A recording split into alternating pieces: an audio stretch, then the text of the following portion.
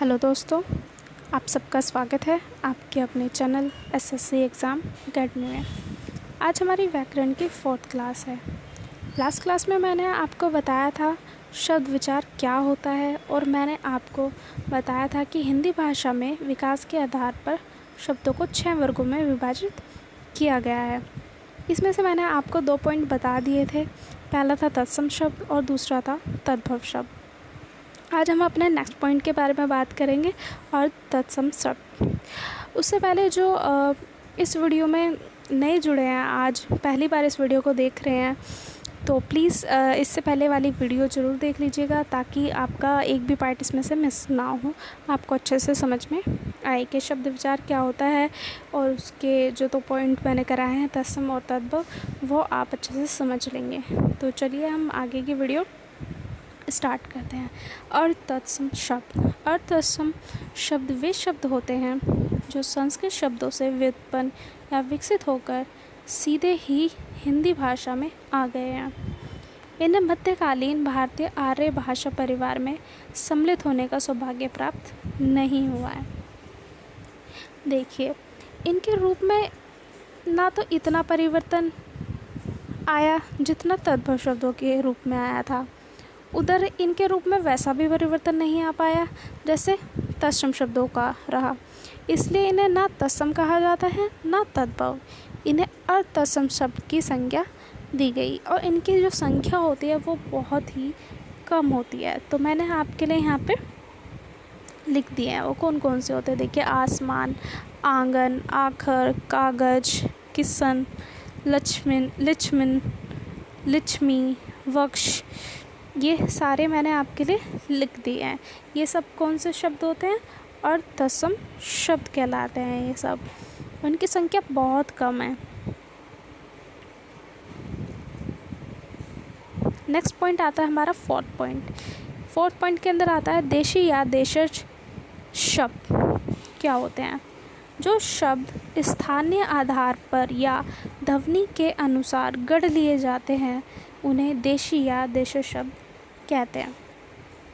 अब देखिए, देशी या देशज, अब नाम से ही पता चल रहा होगा, लेकिन ज़्यादातर देशी और देशज इन दोनों शब्दों में अंतर नहीं किया जाता, पर दोनों शुद्ध एक दूसरे के पर्याय नहीं है।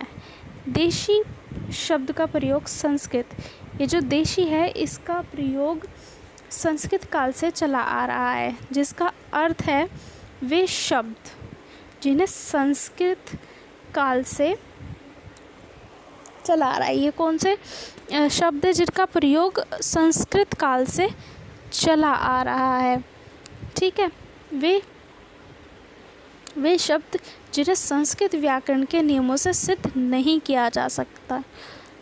कुछ आदिवासियों की भाषा।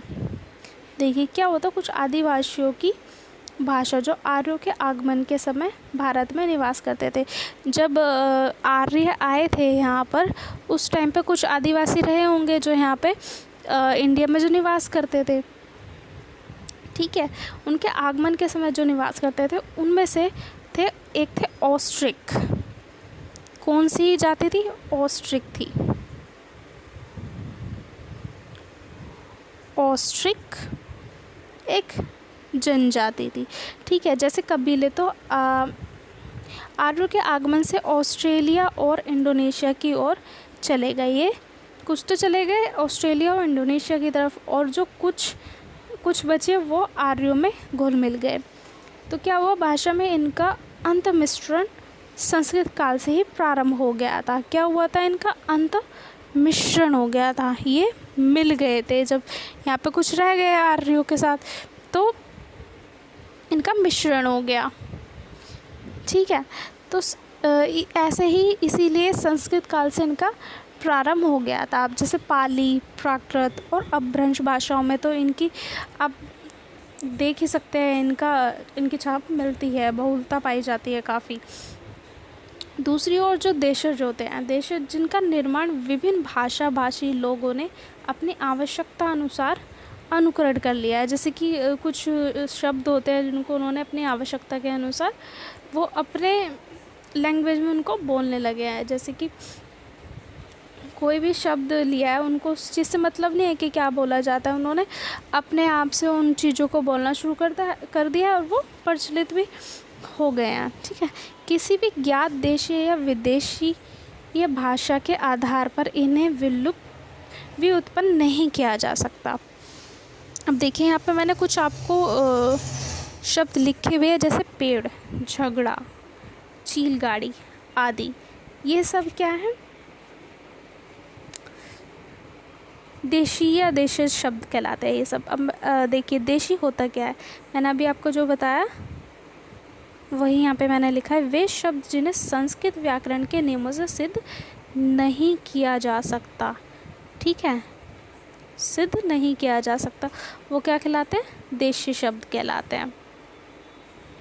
और देशज क्या कहलाते हैं? जिनका निर्माण विभिन्न भाषा भाषी लोगों ने अपनी आवश्यकता अनुसार अनुकरण के आधार पर अथवा अन्य प्रकार से कर लिया है, वो क्या कहलाते हैं? देशज कहलाते हैं।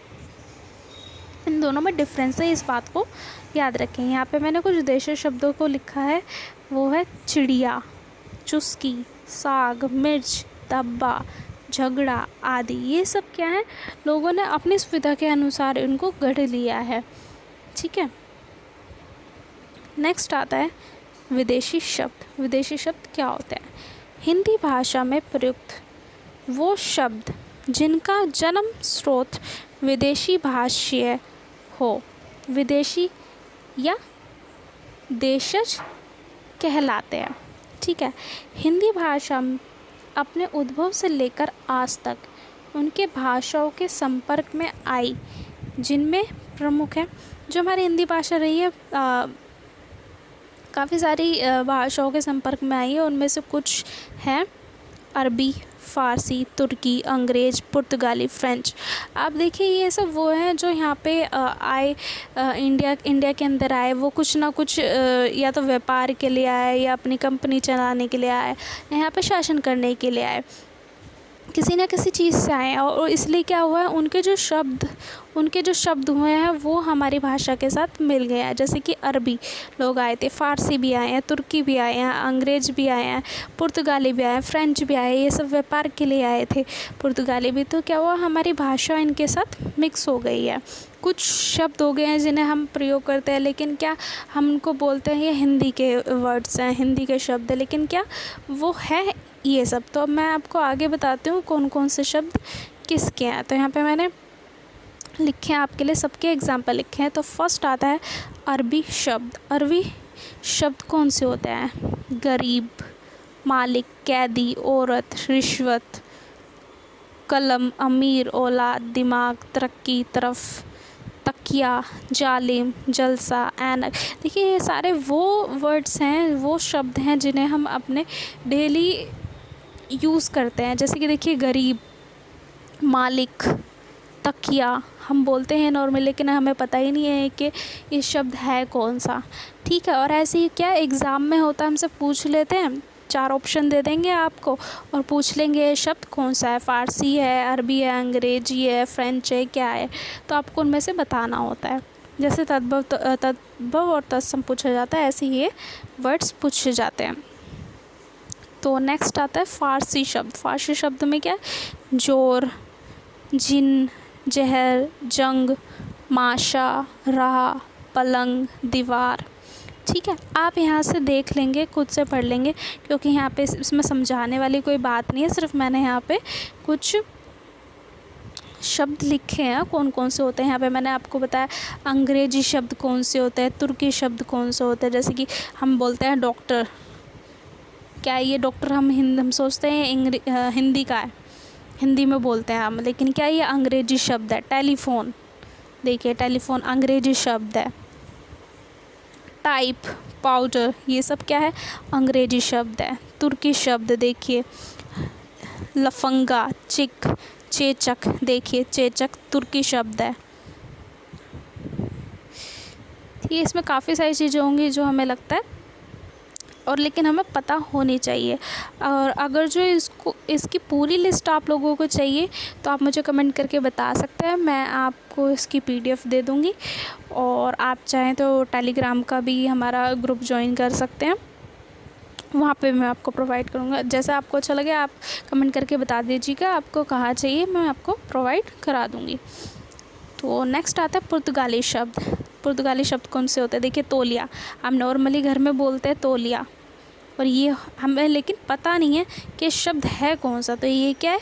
पुर्तगाली शब्द है ये, पुर्तगाली शब्द। तिजोरी नॉर्मली बोलते हैं, चाबी, गमला, ये सब क्या पुर्तगाली शब्द है। नेक्स्ट आता है फ्रांसीसी शब्द। पुलिस, कर्फ्यू, अंग्रेज, इंजन, फ्रांस, ये सब क्या है? फ्रांसीसी शब्द है। ये वही शब्द है जो हम डेली अपने भाषा में यूज़ करते हैं, हम डेली बोलते हैं, इसको प्रयोग में लाते, लेकिन हमें पता नहीं है। अब आता है यूनानी शब्द। यूनानी में आता है टेलीफोन, डेल्टा, एटम, डच शब्द, तुरप, बम, चीनी शब्द, संक। अब आता है नेक्स्ट, ये तो मैंने आपको कुछ एग्जांपल दिए, अभी आता है नेक्स्ट, शंकर शब्द। शंकर शब्द होता है क्या है? देखिए, शंकर शब्द वे शब्द होते हैं जो दो मित्र भाषाओं के शब्दों से मिलकर सामाजिक शब्दों के रूप में निर्मित होते हैं। ठीक है, यहाँ पे मैंने आपको बता ही दिया, आपको समझ में आ ही रहा होगा कि क्या होते हैं। तो ये सब क्या होते हैं? जो जैसे कि दो भाषाओं से मिलकर जो शब्द बने हैं वो क्या होते हैं? शंकर शब्द होता है। अभी तक तो मैंने आपको अलग अलग बताया कि ये शब्द चीनी है, या फ्रांसीसी है, या अंग्रेजी है, ये पुर्तगाली है, लेकिन अब क्या शंकर शब्द। शंकर शब्द में क्या होता है? दो भाषाओं से, या मान लें कि दो देशों से, है ना, मिलकर जो शब्द बने हैं उनको बोलते हैं हम शंकर शब्द बोलते हैं। देखिए, ये एग्ज़ाम्पल मैं आपको बताती हूँ। जैसे रेलगाड़ी, रेलगाड़ी, रेल और गाड़ी, रेल क्या है? अंग्रेजी, और गाड़ी क्या है? हिंदी शब्द है। बम वर्षा, अंग्रेजी प्लस संस्कृत। ये जो बम है ये अंग्रेजी शब्द है, और जो वर्षा है वो संस्कृत शब्द है। सजा प्राप्त, सजा क्या है? फ्रांसी शब्द है, और प्राप्त संस्कृत। जिलाधीश, जिलाधीश क्या है? अरबी और फारसी शब्द है। ये जो जिला है ये क्या है? अरबी शब्द है, और धीश क्या है? संस्कृत शब्द है। अब जैसे कि जेब खर्च, जेब खर्च, जेब खर्च में क्या है?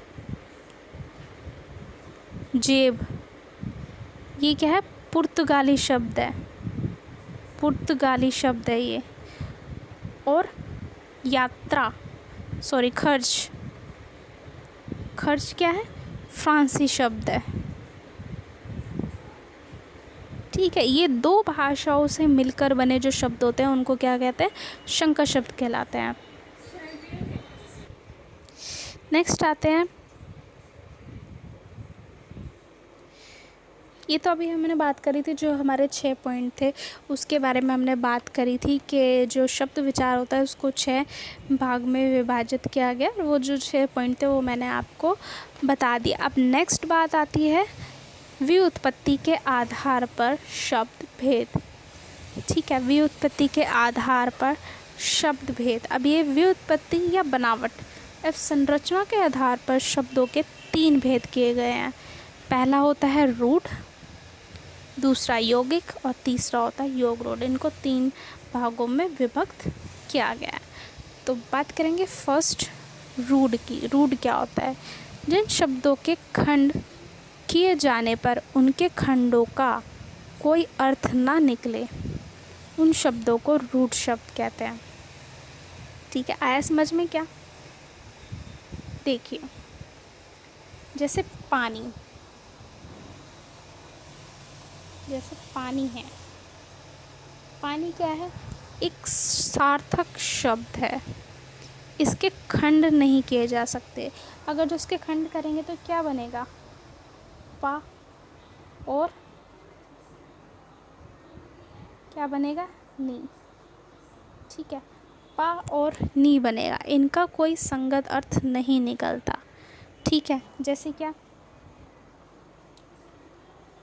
रात है, दिन है, काम है। अगर जो हम इनके खंड कर दे, जैसे रात का रा और ता बनेगा, दिन का दी और ना बनेगा। लेकिन क्या हो रहा है, इनके खंड करने पे इनका कोई अर्थ नहीं निकल रहा है, ठीक है, कोई सार्थक शब्द नहीं बन रहा है। लेकिन अगर जो हम सीधा लिखें काम, तो क्या इसका अर्थ है दिन, इसका अर्थ है। लेकिन अगर जो इनका खंड कर देंगे तो इनका कोई अर्थ नहीं है। तो ये ऐसे शब्द क्या कहलाते हैं, रूढ़ शब्द कहलाते हैं। सेकंड होता है यौगिक।